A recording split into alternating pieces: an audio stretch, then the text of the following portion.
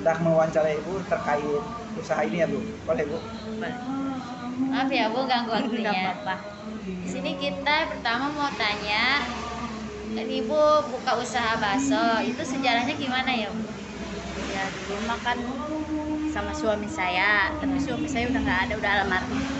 Sekarang mah sama anak-anak aja. Oh gitu.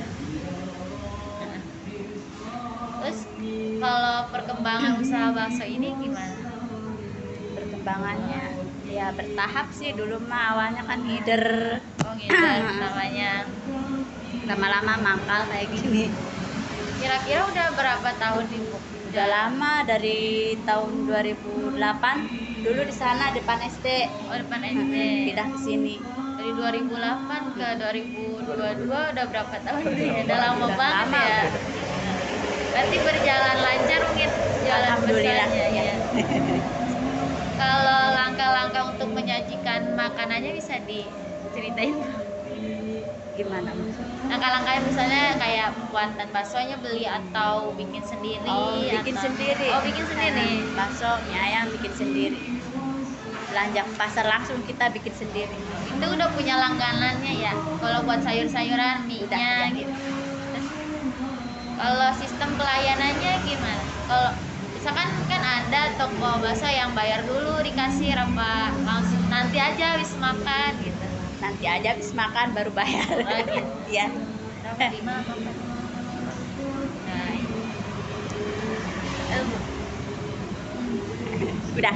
Ada Oh, belum. Iya, untuk memasarkan warung baksonya Ibu ini, selain menggunakan metode offline, apakah menggunakan metode online juga? Enggak online. Go online. Secara ini aja langsung. Dulu mah ada, tapi lama-lama udahlah gini aja. Kayak Grab itu Oh, enggak ada ya? dulu, Oh, Pak. dulu ada. Katanya gratis, terus lama-lama katanya harus bayar ini, bayar itu. Oh. Udahlah gini aja, udah Iya. sedatangnya aja. Iya. Kalau untuk membangun usaha ini membutuhkan modal berapa? Nggak tentu, kalau modal mah tergantung jualannya. Kalau lagi rame ya gede lagi modalnya. Kalau sepi ya kecil. Tergantung. Oh, gitu. Ketika ada pelanggan yang membeli bakso, apakah ada pencatatan khusus? Nggak ada. Nggak ada.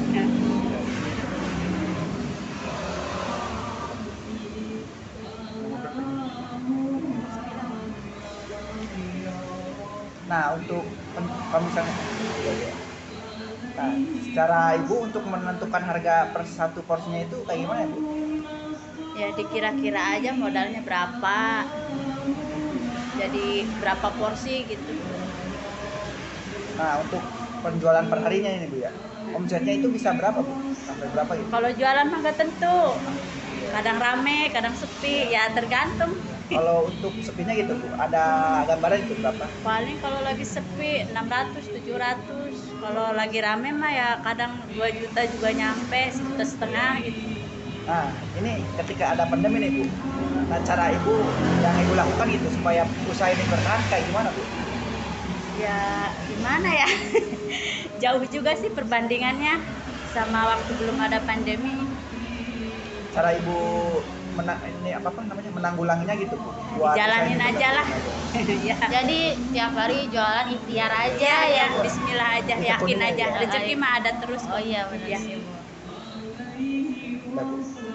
Dah. Makasih ya Bu. Ya. Terima kasih ya Bu. Untuk teori keputusan keuangannya, kedai bakso Pak Anto ini menentukan harga dengan cara melihat modal yang dikeluarkan dan juga jumlah porsi yang terjual. Untuk pendapatan perharinya cukup relatif tergantung dengan situasi. Bila dalam keadaan sepi bisa mencapai 600 sampai dengan 700 ribu rupiah per hari, dan apabila dalam keadaan ramai bisa mencapai 2 juta sampai dengan 2.500.000 rupiah per hari.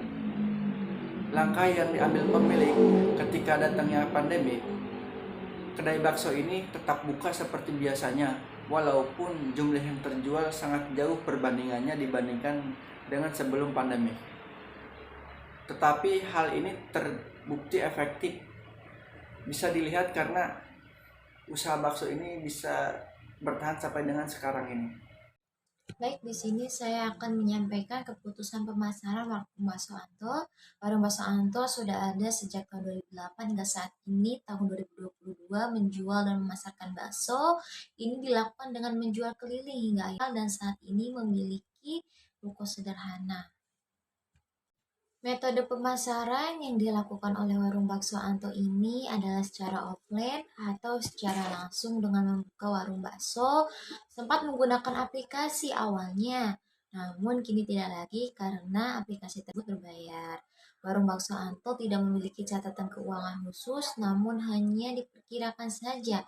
Saat Warung Bakso Anto sepi, omset per hari diperkirakan 600 sampai 700 ribu rupiah.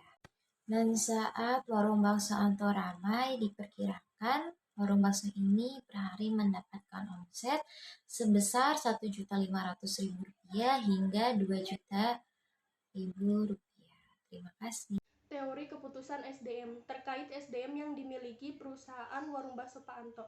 Perusahaan hanya memiliki karyawan yang berupa anggota keluarganya sendiri, seperti anak kandung dan istrinya. Warung Bakso Pak Anto ini tidak memiliki karyawan lain selain anggota keluarganya sendiri, dan selama ini tidak melakukan perekrutan karyawan baru untuk usahanya tersebut, dikarenakan usahanya yang kadang cenderung ramai dan banyaknya pembeli yang memesan. Maka dari itu dibutuhkan keputusan untuk menambah karyawan baru dengan tujuan untuk membantu usahanya agar berjalan dengan lancar dan mampu memenuhi atau melayani kebutuhan pelanggan dengan baik.